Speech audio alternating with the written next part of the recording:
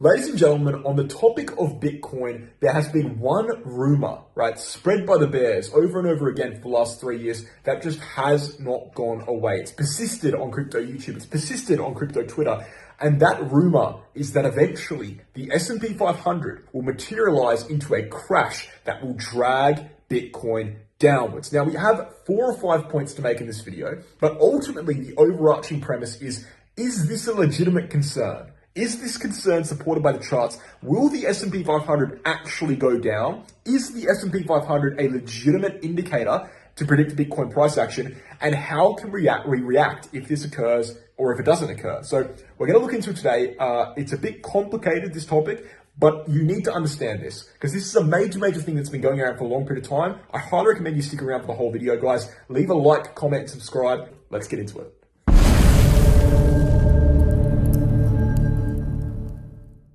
Okay guys, before we get into today's content, let's check out the Bingx and Bitget exchanges. Bingx is a global non-KYC exchange. You can sign up with just an email address and password from anywhere in the world. And Bitget is a global exchange other than the USA. So you can sign up anywhere but the USA, and KYC, which means link your identity to the exchange. So choose which one is good for you. They've both got different utilities, of course.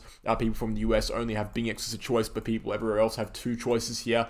Both are very different in terms of utility for your personal account, for KYC reasons, for geographical reasons, but both have very low trading fees and both get a 15% trading fee discount with my referral link, as well as access to an exclusive rewards center. So go ahead and check that out if you're interested. The links are below. Guys, without further ado, let's get into the content today.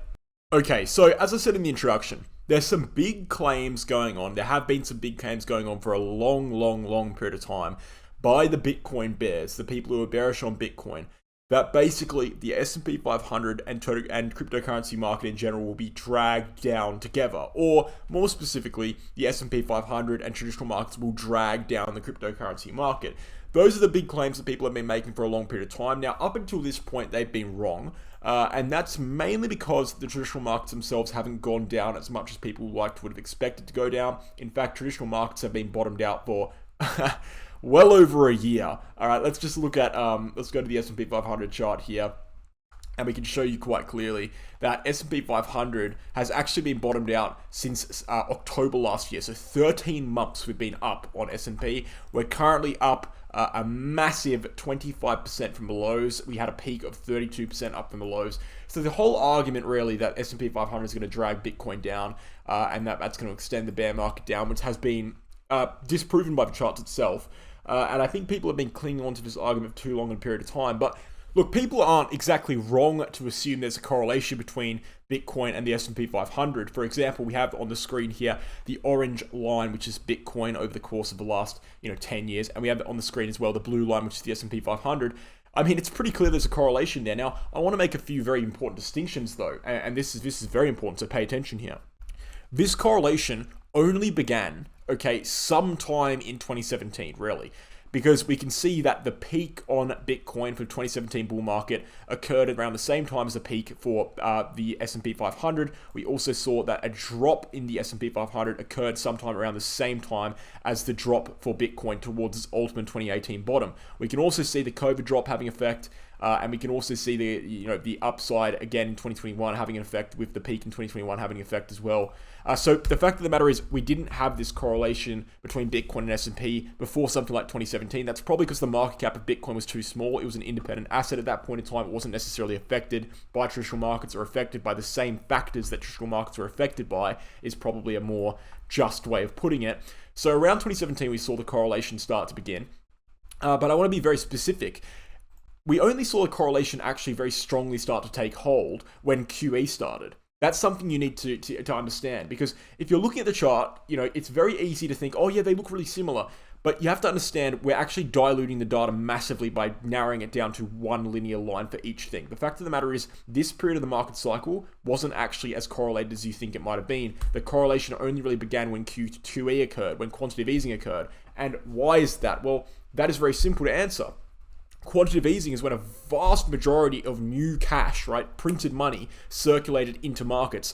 If there's 50% of the US dollars that have ever existed printed in a 12-month period that enter the economy, of course you're going to see all assets pump, and hence of course you're going to see a correlation form between Bitcoin and the S&P. It's no surprise that the correlation went upwards massively during that period of quantitative easing, and it's no surprise at all that the correlation has diminished massively over the past 12 months or so. And for those of you who think, oh, it hasn't diminished yet because it looks the same, it's the same rounding structure, we have much evidence from many charts, and just this is just reality. You can't actually debate this, that the correlation between Bitcoin and the S&P in 2023 has been abysmally low. All right, we've seen Bitcoin increase 42% in value over the last month. S&P's gone upwards like 3%. Okay, abysmally low correlation between Bitcoin and S&P 500 in 2023. The only period of time we've actually seen a very strong correlation is between 2020 and 2022.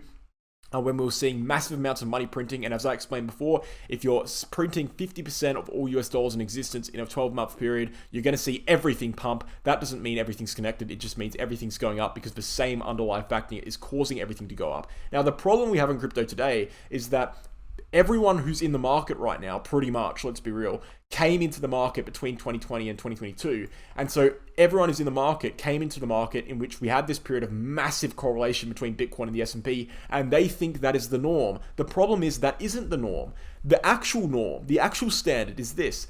The standard of correlation between Bitcoin and the S&P is a weak correlation. It's not a strong correlation. The baseline is a weak correlation. And that's something you need to remember. You also need to remember that S&P 500 in itself, okay, is not an argument really for Bitcoin to go downwards, because we have TA, and TA is always a stronger argument. Even if you look at some of these dramatic drops we saw on both S&P and Bitcoin, which you could have said were caused by the S&P, right? Someone could look at this drop here in December 2018, this big drop here on S&P and Bitcoin, and say, oh, that drop was caused by the S&P. It was the S&P 500 that led Bitcoin to go down there. Well, I would actually argue that that's not the case at all. I would argue that if you brought up the Bitcoin chart, and if you went to 2018, right, and if you went to the market period where we saw that big drop, which is right over here, right on the screen over here, you could actually very easily identify that the reason we saw that drop was because we broke down from a very major uptrending support line. Not only that, but we also saw a resistance support flip from a very major uptrending support line. Not only that, but we also broke down from an RSI formation. I don't have it up on the screen here. Let me go ahead and bring it up so I can show you something at least. RSI, I'm sure there would have been some sort of RSI formation. All right, let's see. Yep, there we go. RSI support line there. We broke to the downside before the drop. Bang. The fact of the matter is, all of this, right, this drop that was supposedly predicted by the S&P or supposedly caused by the S&P going downwards was actually just displayed in the charts. It was very obvious that it was going to occur. And when it occurred, we didn't need the S&P to explain it. We could have just explained it with pure TA alone and also with pure cyclical theory. So the fact of the matter is, even if, okay, and this is an extremely important point, pay attention, even if it is the reality, which I doubt, by the way, which I don't think is supported. But let's say, for example, hypothetically, the S&P 500 actually does dictate the actions of Bitcoin.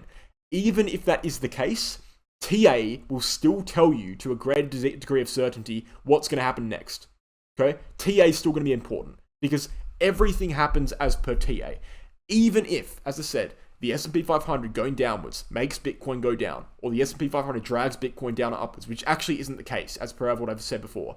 But even if it is the case, we still need to look at the Bitcoin chart, and we still need to trust the Bitcoin TA. And guess what, guys? Applying that to the current situation, the Bitcoin TA is superb, and therefore, trusting the Bitcoin TA, we cannot be worried about Bitcoin, because guess what? Bitcoin very recently flipped 32K, which is our major dividing line between the bull market territory and the bear market territory. That has recently been flipped. We cannot be bearish on Bitcoin as per TA, therefore we have no reason to be bearish on Bitcoin as per a hypothetical, speculative, and unsupported, quite frankly, in quantitative tightening S&P 500 correlation that is just basically only exists because people say it exists. In reality, it doesn't really exist. That's the reality of the situation. But I want to move on to a separate argument here because, look, I've accepted the fact that there is a weak correlation at a baseline level between S&P 500 and Bitcoin. I've accepted the fact that we need to look at S&P 500 to a certain extent.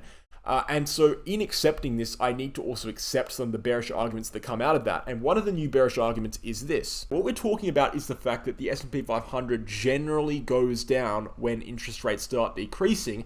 And as we know now, Interest rates, as you can see on the screen, have paused. We saw a pause in interest rate hikes last month, and right now there is a 90% expectation that we continue to see them be paused. And so it's only a matter of time, really. I mean, if we look probably at March 2024, until we start to see the likelihood of decreases in rates, right? So we're looking at May 2024, March 2024, start to peak upwards. So in May 2024, May 1st, 2024, we see for the first time a 42% chance of a rate decrease, which is higher than any other percentage chance here. So that's a while away still. You know, that's 5 months, 6 months away. But we have to consider the argument that people are making now once again, because it's a refreshed argument. So let me clarify. The previous argument the bears were making was that the S&P 500 is going to drag down Bitcoin to new lows. That argument is now invalid because Bitcoin is so high up, it's up 140%, and S&P 500 has been up for so long of a period of time. The next argument they're making is that in the future, when the Fed starts decreasing rates, that will lead to a renewed drop on the S&P, and only once rates are bottomed out will the S&P bottom, and therefore that will lead to downside pressure on Bitcoin. That is the new argument. Okay, so it's still a macro bearish argument. It's just taking a slightly different perspective. So we're going to address that argument today.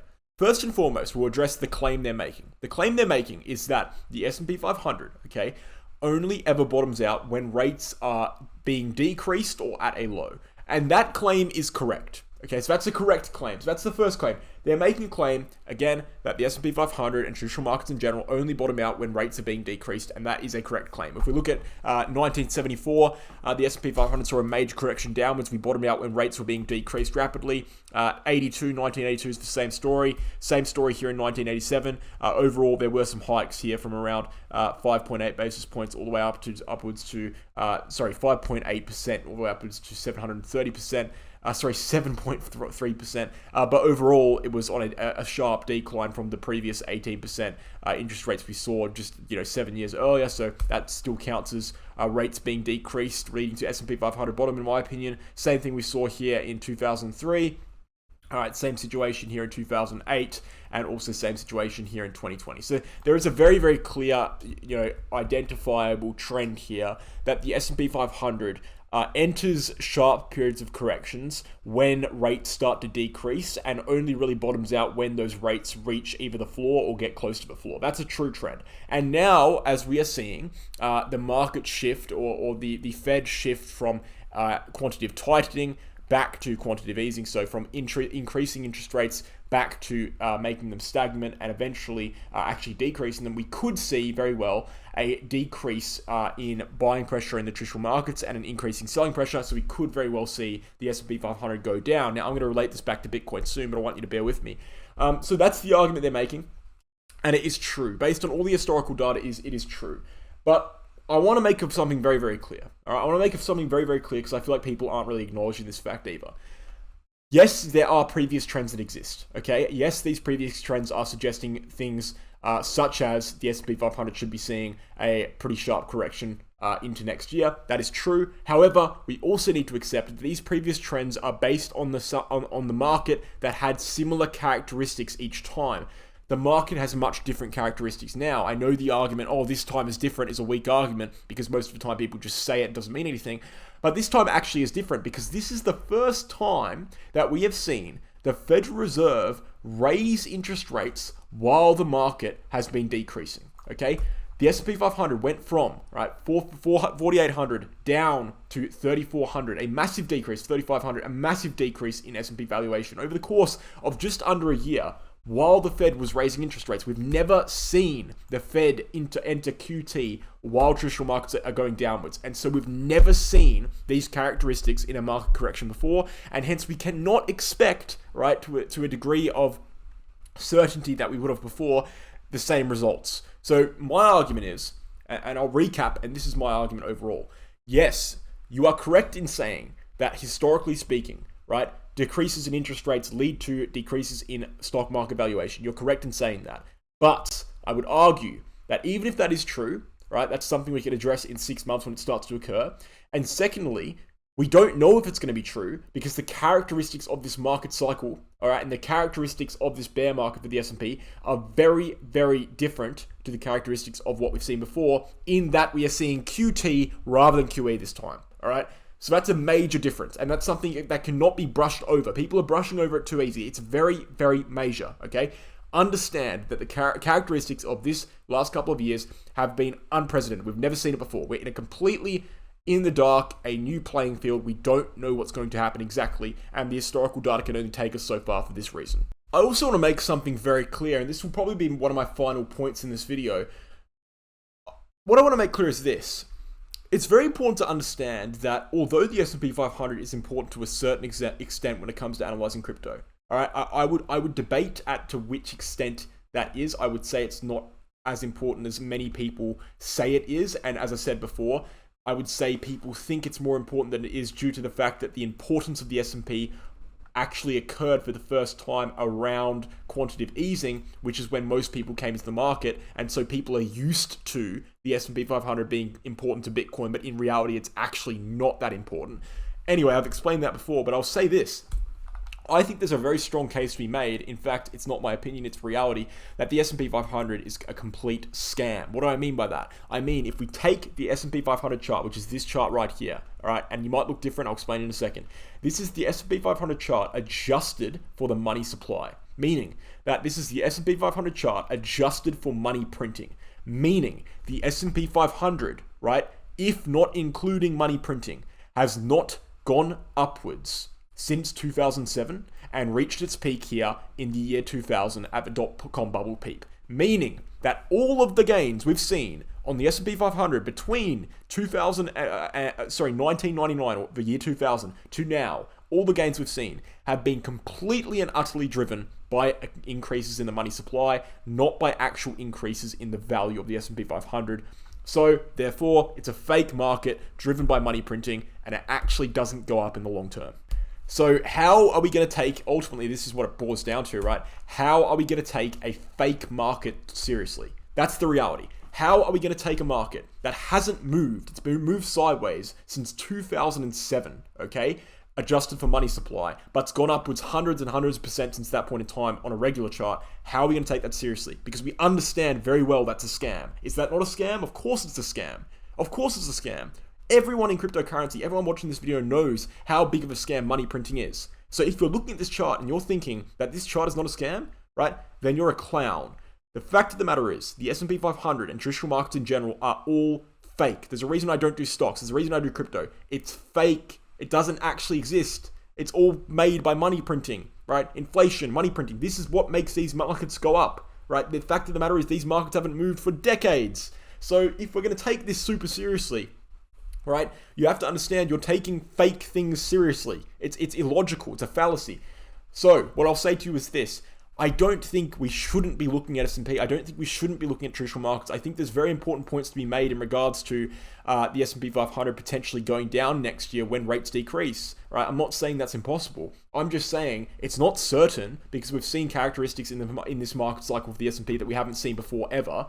And I'm also saying that regardless of whether it's possible or not, or likely or not, regardless of whether it happens or not, we can always trust the TA from the Bitcoin chart itself, because the TA from the Bitcoin chart always actually tells us what's happening. If we go downwards on Bitcoin, we break below 32K, we break below 24.5K, right? Obviously, we're not just going to sit there with our thumbs twiddling, right? We're going to react. So why do we need the S&P 500 to do that for us? Can't we just react to the Bitcoin chart normally as analysts, as traders, knowing full well that the Bitcoin chart is actually legitimate to a certain extent, rather than trusting a market that has been manipulated so extensively by the Federal Reserve that it's beyond the point of comprehension anymore? You know, I show this chart to people and they actually genuinely change their worldview just based on this chart here, because they look at the regular S&P 500 chart, which has increased since 1999, right, roughly 180% or at the high 220%, and they look at this chart and they see it's actually gone down in reality, right? It doesn't even say the percentage, but it's hard to measure, I guess.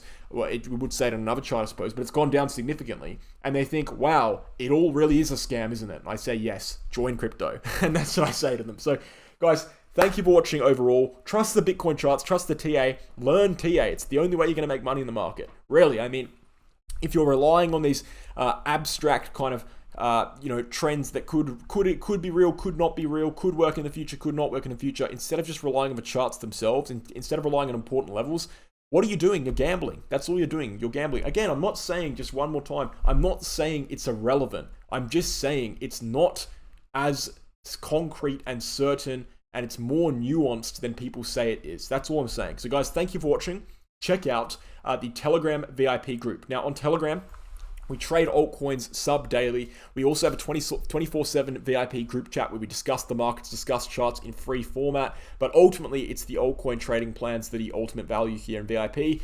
As I said, we trade altcoins sub-daily. You can check out a 30-day free trial. You can check out our results in a PDF document with every single trade we've ever taken with an 80.5% win rate. Absolutely exceptional stuff there. Also, go ahead and check out the Crypto Academy. You know, speaking of learning how to trade, the Crypto Academy is a place where you can become a trader, and that's literally the name of this course here. Become a Trader 10-unit course will teach you everything you need to know about trading in a slideshow format, also with videos attached to those slideshows, also with worksheets so you can test yourself, as well as a trading diary / trading journal. Everything you need to become a trader is in this course. So get it all in one place in a structured format, university style. Go ahead and throw us an email, cryptoacademycourses@gmail.com, and we'll get back to you with all the payment information. Guys, thank you for watching. Hope you enjoyed the video, and I'll catch you tomorrow in the next one. Cheers.